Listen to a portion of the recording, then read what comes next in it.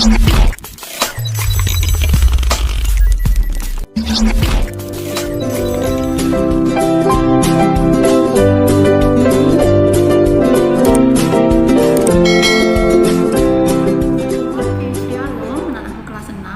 kabarnya?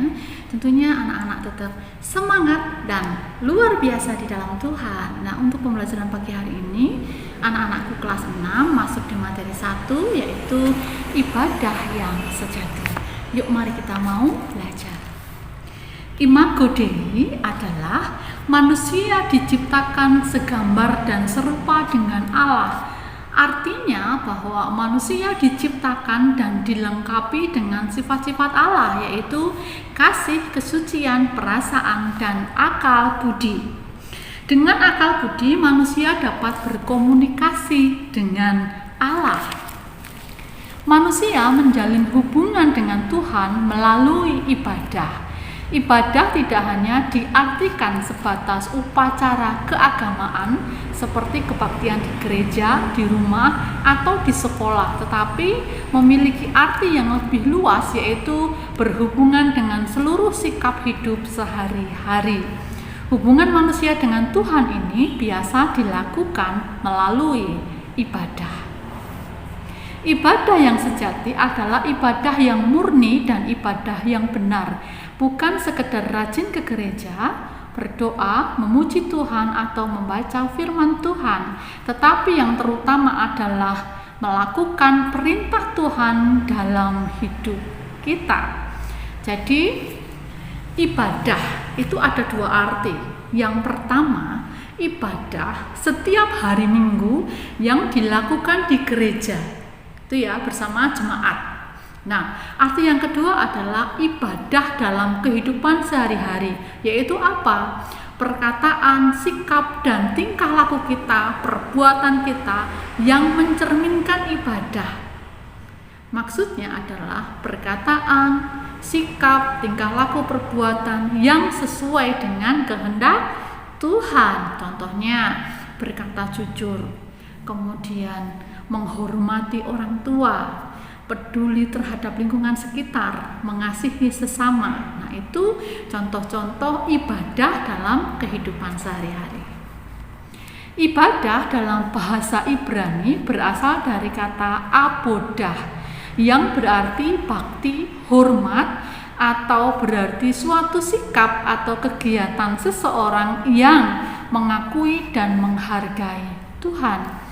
Dengan demikian dapat diartikan bahwa ibadah adalah ungkapan rasa takut, hormat, serta syukur, pujian, dan sukacita kepada Tuhan karena Tuhan telah mengasihi, memelihara, dan menyelamatkan kita.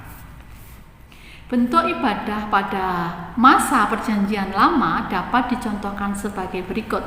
Yang pertama, Adam dan Hawa di Taman Eden selalu mentaati perintah Allah. Jadi bentuk ibadahnya Adam dan Hawa kepada Tuhan yaitu apa? Mentaati perintah Allah. Itu sebelum Adam dan Hawa jatuh dalam dosa. Yang kedua, Kain dan Habel memberikan persembahan kepada Tuhan dari hasil pekerjaannya.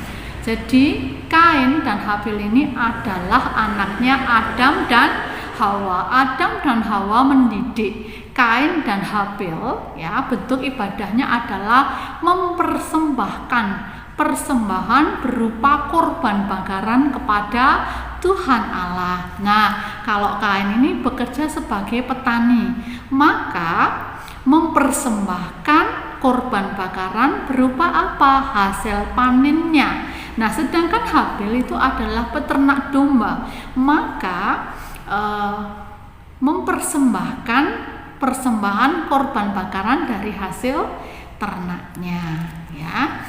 Jadi pada zaman Perjanjian Lama, ketika kita mempersembahkan, ya, persembahan kepada Tuhan, itu bukan berwujud uang atau barang. Kalau kita sekarang ini, ya, zaman modern, ya, itu kalau persembahan itu berupa apa? Uang, harta kita, ya, atau mungkin barang, ya kan.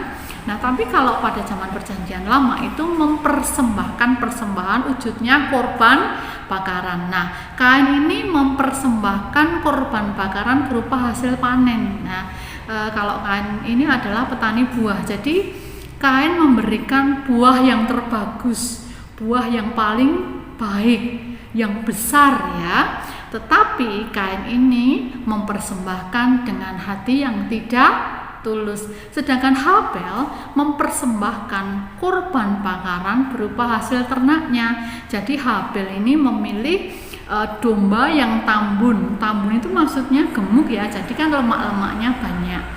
Nah, dari hasil ternaknya ini, Habel memberikan persembahan kepada Tuhan dengan hati yang tulus, ya kan? Nah, pada Perjanjian Lama ya, mengetahui supaya persembahannya itu diterima oleh Tuhan apa enggak, itu adalah asapnya.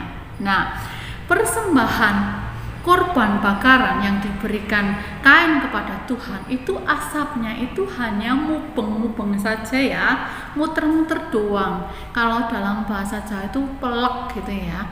Berarti itu tandanya persembahan Kain itu tidak diindahkan dan tidak diterima oleh Tuhan. Sedangkan persembahan korban bakaran kepunyakan Habel itu asapnya membumbung tinggi ke atas, naik ke langit ya. Berarti korban persembahan yang diberikan Habel kepada Tuhan itu diindahkan dan diterima oleh Tuhan. Oke ya. Nah, yang ketiga adalah Set. Nah, bentuk ibadahnya bagaimana kalau Set? Set ini memanggil nama Tuhan untuk menyembahnya, gitu ya. Nah, kemudian yang terakhir adalah Noh. Bentuk ibadahnya bagaimana Noh?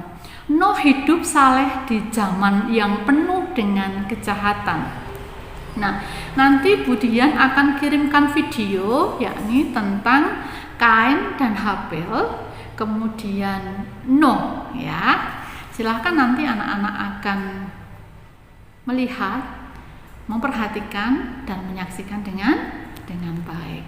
Nah, untuk tugasnya Budian akan memberikan 2 pertanyaan.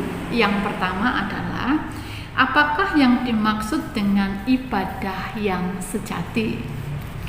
Yang kedua, silakan tulis ya, tulis tata cara atau urutan ya, urutan tata cara ibadah gereja masing-masing. Itu ya. Terima kasih, Tuhan Yesus memberkati.